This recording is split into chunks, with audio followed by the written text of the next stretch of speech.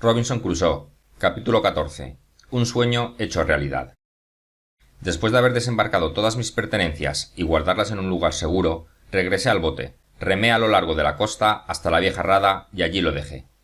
Luego regresé tan rápidamente como pude a mi hogar, donde hallé todo seguro y en orden. Entonces comencé a sentirme más tranquilo y reanudé mis antiguas costumbres y mis labores domésticas. Por un tiempo logré vivir tranquilamente, si bien estaba más atento que antes y salía mucho menos. Si alguna vez salía libremente, era siempre por la parte oriental de la isla, donde estaba casi seguro de que no llegaban los salvajes y, por tanto, no tenía que tomar demasiadas precauciones, ni andar cargado de tantas armas y municiones, como cuando iba en la otra dirección. Viví casi 2 años más en estas condiciones, pero mi desdichada cabeza, que parecía haber sido creada para la desgracia de mi cuerpo, se llenaban de planes y proyectos para escapar de la isla. A veces pensaba hacer otra expedición al barco naufragado, aunque la razón me decía que no hallaría nada en él que compensara el riesgo del viaje. Otras veces contemplaba la idea de ir a una u otra parte y creo firmemente que si hubiese contado con la chalupa en la que huí de Salé, me habría aventurado a navegar, sin saber a dónde iba. He sido, en todas las circunstancias de mi vida, un vivo ejemplo de aquellos que padecen de esta plaga general que ataca a la humanidad, de donde proceden, a mi entender, la mitad de las desgracias que ocurren en el mundo. Me refiero a la inconformidad con los designios de Dios y la naturaleza. No quiero hablar de mi estado inicial ni de mi resistencia a los excelentes consejos de mi padre, lo cual considero como mi pecado original, ni de los errores similares que cometí y que me llevaron a esta miserable situación. Si la misma providencia que me había destinado a establecerme felizmente en Brasil como hacendado hubiese puesto límites a mis deseos, si me hubiese conformado con avanzar poco a poco, a estas alturas, me refiero al tiempo que llevo viviendo en esta isla, sería uno de los hacendados más prósperos de Brasil, pues, a juzgar por los progresos que hice en el poco tiempo que viví allí, y los que habría hecho de no haberme marchado, seguramente tendría unos 100.000 moidores. ¿Por qué tenía que abandonar una fortuna establecida y una buena plantación en pleno crecimiento y desarrollo para embarcarme rumbo a Guinea en busca de negros, cuando con paciencia y tiempo hubiese acrecentado mi fortuna de tal modo que hubiese podido comprarlos a los que se ocupan del tráfico de negros desde mi propia casa? Incluso, si hubiese tenido que pagar algo más por ellos, la diferencia en el precio no valía el riesgo tan desmedido. Pero estas cosas suelen pasarle a los jóvenes, y la reflexión sobre ellas es, normalmente, ejercicio de la edad avanzada o de una experiencia que se paga demasiado cara.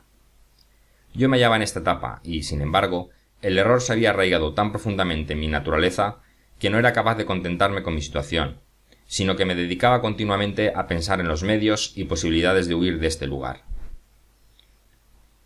Para poder relatar el resto de mi historia, con mayor placer del lector, no sería inadecuado hacer un recuento de los primeros planes de mi alocada huida y las directrices que seguí para ejecutarlo. Me hallaba en mi castillo y después del último viaje al barco naufragado, había dejado mi embarcación a salvo bajo el agua, como de costumbre, y mi situación había vuelto a ser la de antes. Mi fortuna había crecido, pero no era más rico por ello, pues me valía lo que los indios del Perú antes de la llegada de los españoles. Una de esas noches lluviosas de marzo, en el 24º año de vida solitaria, me encontraba despierto en mi lecho o hamaca. Disfrutaba de buena salud, pues no me dolía nada, ni me hallaba indispuesto o febril, ni más intranquilo que de costumbre. No obstante, no podía conciliar el sueño y no pegué ojo en toda la noche, por lo que voy a narrar a continuación. Sería tan imposible como inútil relatar la cantidad de pensamientos que giraban en mi cabeza esa noche. Repasé toda la historia de mi vida en miniatura, o en resumen, como podría decirse, antes y después de mi llegada a la isla. Al pensar en lo que me había ocurrido desde mi llegada a las costas de esta isla, comparaba la tranquilidad con la que transcurrían mis asuntos durante los primeros años con el estado de ansiedad, miedo y cuidado en el que vivía desde que descubrí la huella de una pisada en la arena. No se trataba de creer que los salvajes no hubiesen frecuentado la isla antes de este descubrimiento, incluso que no hubiesen venido cientos de ellos hasta la costa, pero como en aquel momento no lo sabía, no sentía ningún temor.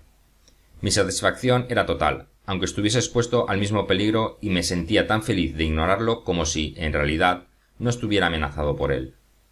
En esta situación, mis reflexiones eran fructíferas, en particular la siguiente: que la providencia había sido infinitamente buena al imponerles límites a la visión y la inteligencia de los hombres, que aunque caminen en medio de tantos miles de peligros, cuyo conocimiento turbaría su espíritu y abatiría su alma, conservan la calma y la serenidad por el desconocimiento de las cosas que ocurren a su alrededor y los peligros que les acechan. Después de reflexionar un poco sobre estos asuntos, comencé a considerar seriamente los peligros a los que había estado expuesto durante años en esta isla, la cual había recorrido con toda la seguridad y la tranquilidad del mundo, sin saber que, tal vez, la cumbre de una colina, un árbol gigantesco o la simple caída de la noche se habían interpuesto entre mí y la peor de las muertes, es decir, caer en manos de los caníbales y salvajes, que me habrían perseguido como a una cabra o una tortuga, pensando que, al matarme y devorarme, no cometían un crimen mayor que el que yo realizaba al comerme una paloma o un chorlito. Estaría calumniándome a mí mismo si no digo que me sentía sinceramente agradecido a mi divino Salvador,